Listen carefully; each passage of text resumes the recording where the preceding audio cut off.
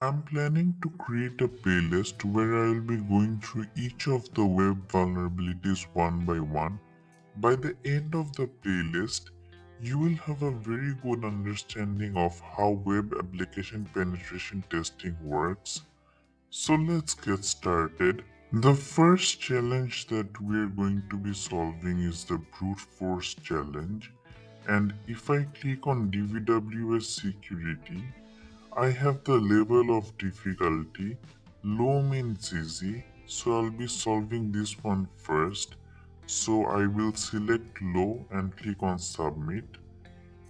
And now if I come back to brute force, I can see I get a web login page where I have to find the username and the password.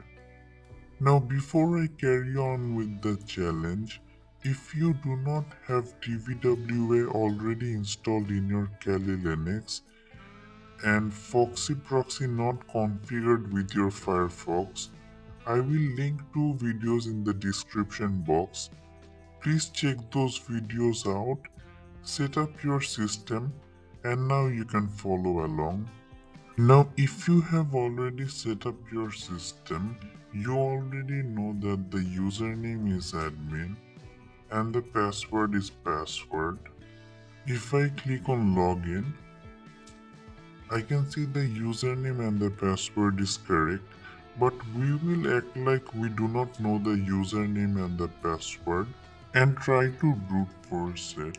So if I give a wrong username and a wrong password, I will give the password as ABC and click on login. I can see that I get the error message saying that my username and password is incorrect.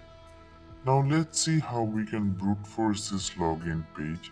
The first thing I will do is, in the upper left corner I will click on the Kali button and type Burp suite, click on OK.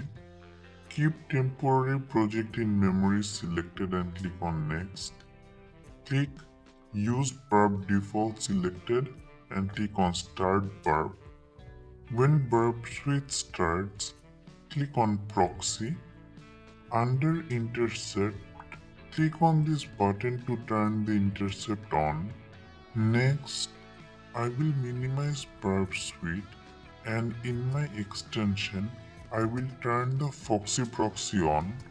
And now in the username and the password field, I will type any random username and any random password. We're just trying to intercept this request and click on login. I will refresh the page and I can see that my request got intercepted. And as you can see, I have made the request with the username ABC and the password also ABC. Now, I will send this request to the intruder. To do that, I will right click and click on send to intruder. On the upper tab, click on intruder and this is the request that we just sent to intruder. In this request, we have to select our payload positions by adding a marker. So first click on this icon, which is to clear the marker if any marker existed, and now we have to add the marker. We have to add the marker in two positions, one in the username field and one in the password field. So I will click on the ABC of the username field twice and it is selected.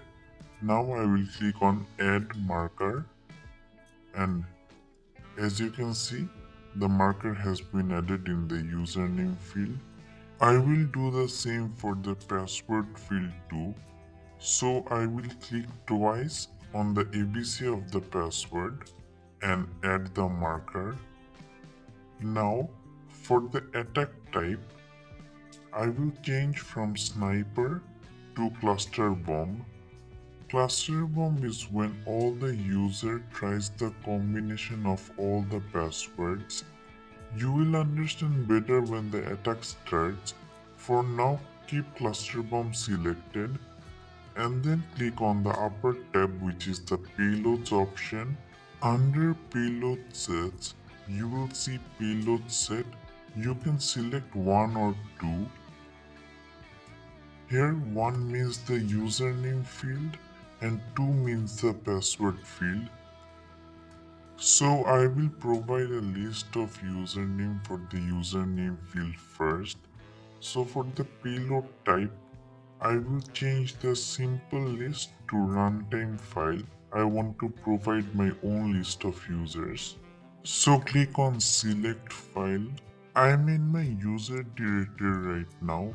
I will first go to the shared directory. Then I will type in my keyboard word list. Then I will go to the word list directory. Next I will go to the Metasploit directory. I will choose the file http default users.txt. This file contains the most common HTTP usernames, and then click on open. Now that we have provided our list of usernames, we will now provide our list of password. So in the payload set, I will select the password field, which is 2. For the payload type, I will again select the runtime file. For the payload settings, I will click on select file, and this time I will select the file http default pass.txt. This contains the most common http default passwords, and then click on open to select the file. Now we are all done. I will click on start attack, and as you can see, my attack has started. Since I'm doing a cluster bomb attack, the username admin is first trying the password admin, and then again you will see that the admin is trying the password, and so on. Here you can see the admin is trying the password let me in, and the other usernames are also trying the combination of all the password. So this is what I meant when every username will try the combination of all the passwords. Here response received means in how many milliseconds are we getting the response. The field that we should be interested in looking is the length field. Length means content length. Content length means the size of the page. So I can see that if the password or the username is incorrect, all the size of the page are same, which is the error message that you saw earlier. The username and the password is incorrect. That error message, the content length is more or less the same, 4702 or 4703. So if the content length is different, then it means that we should be interested in that password and username. So to filter, I will click on the length once, and I will click on the length again, and I can see out of all the content length, when the username is admin and the password is password, the content length is the highest, which is 4740. So there is a strong possibility that this is our username and password. So I will close everything.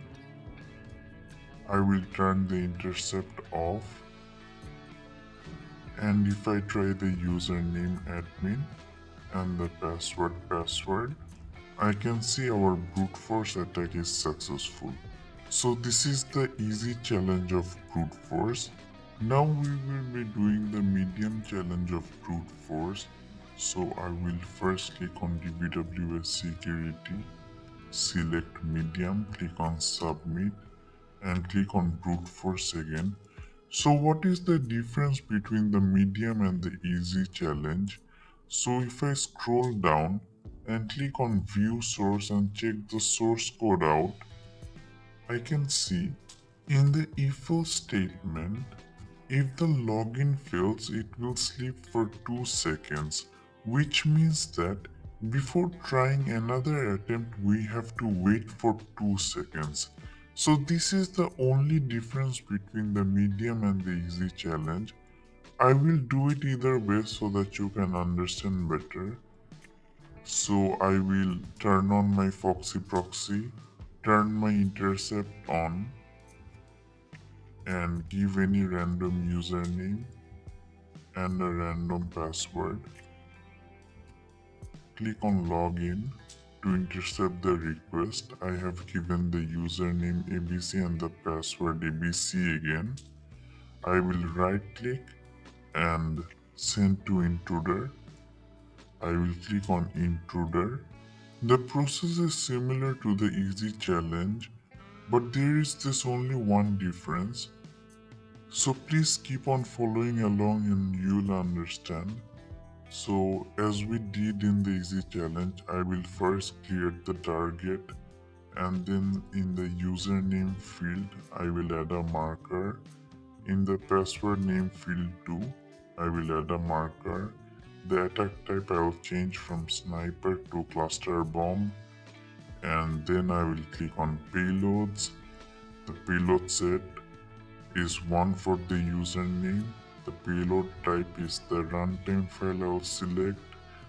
I will select the file as same as before, which is the http default users.txt. Click on open and payload set, then I will change to 2 for the password field. The payload type I will change from simple list to runtime file. Select the file http default pass.txt and then click on open, and now we can start the attack. And when the attack starts, you can see under the response received field, we are getting a response in every 2000 millisecond, which is 2 seconds. So the only difference between the easy and the medium challenge is this medium challenge is much slower. I have to wait 2 seconds before every attempt, so I will let it run. So after my brute force attack ran for a while, I can see under the content length, the content length is more or less similar, which is 4712 or 4711. So if I filter by the highest content length, I can see when the username is admin and the password is password, the content length is the highest, which is 4750, and since it is not a failed login attempt, the response time received is also 3 milliseconds. So this is our username and password. So this is the medium challenge of brute force. Now we will be doing the hard challenge.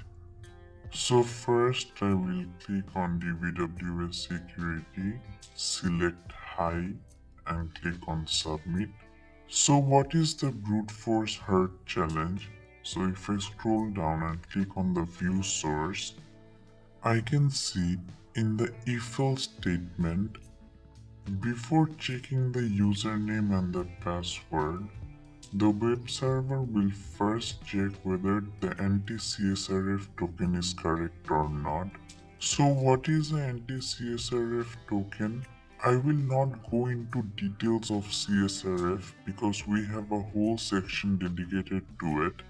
For now, just think of anti-CSRF token as a uniquely alphanumerical user token, and it is different every time you send a request to the server.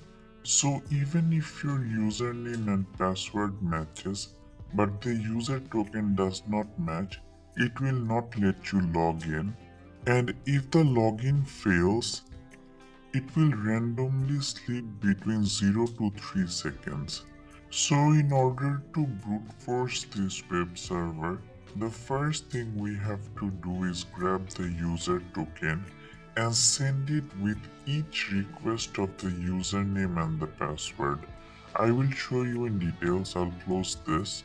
So as you can see, there's a username field and a password field, and here there is a user token which is hidden. So if I right click and click on inspect, under the submit button, you can see there is a hidden field.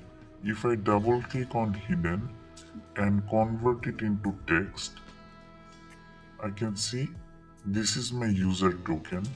So if I refresh the page and again change the hidden to text, I can see our user token is different. So now first I will try to grab this user token and send it with every request of the username and the password. So let's do it. I will close this. I will refresh my page once. I will turn the Foxy proxy on. Next, I will start my Burp suite, turn the intercept on, and just reload the page to intercept the request. After the request is intercepted, I will click on proxy settings here, and in the left tab, I will click on sessions. Here we have to add our own session handling rules. So I'll click on add. The rule description, you can call it anything you want. I will just name it as rule 1. And for the rule action, I will click on add and select run a macro. And then we have to select our macro. So I'll click on add and select the request that we made earlier. So this is the request that we just made. At this point we can turn the intercept off if we want, so I'll click on it to turn the intercept off. And after selecting the request, I'll click on OK. And in the macro editor, I'll click on configure item.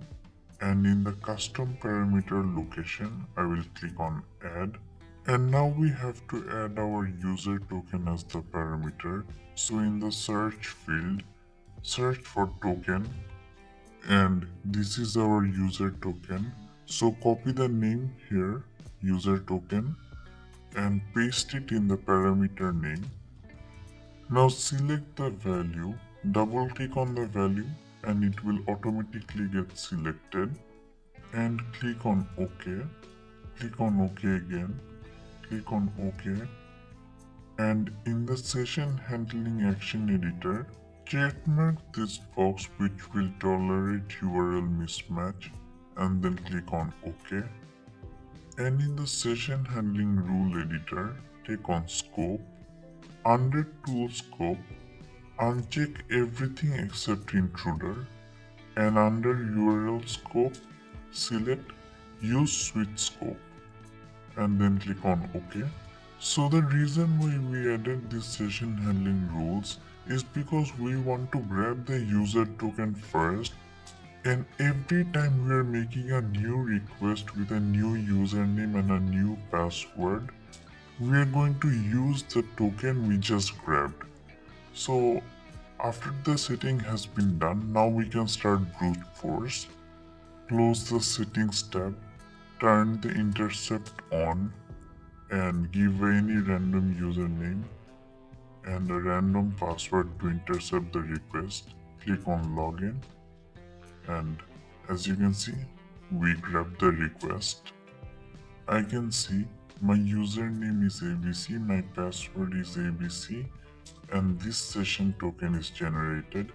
Next, I will click on HTTP history, and in the parameter, I can see a check mark. So this is my request. So I will right click on it and click on send to intruder. I will again right click on it and click on add to scope. I will click no here. Then I will go to my intruder tab. I will first clear any marker. Then I will add the marker in the username field. Next, I will add the marker in the password field. Select the attack type as cluster bomb.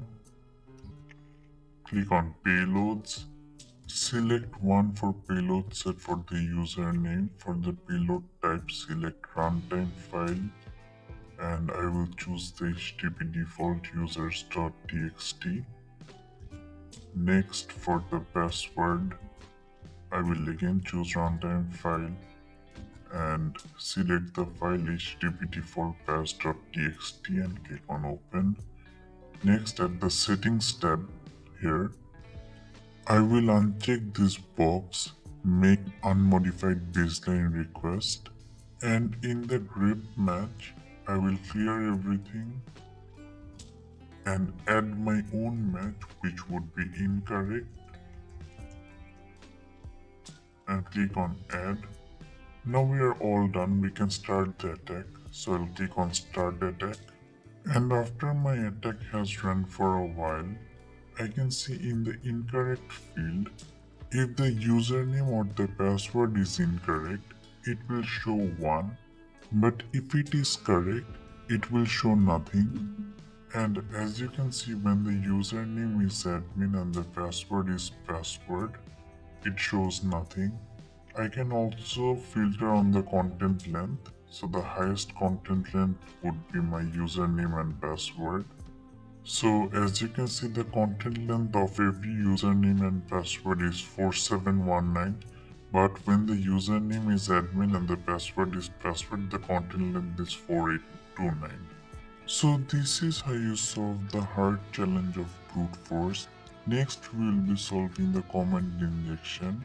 If you like this video and want to watch more content related to the other web vulnerabilities, please subscribe to the channel. Thank you so much for watching.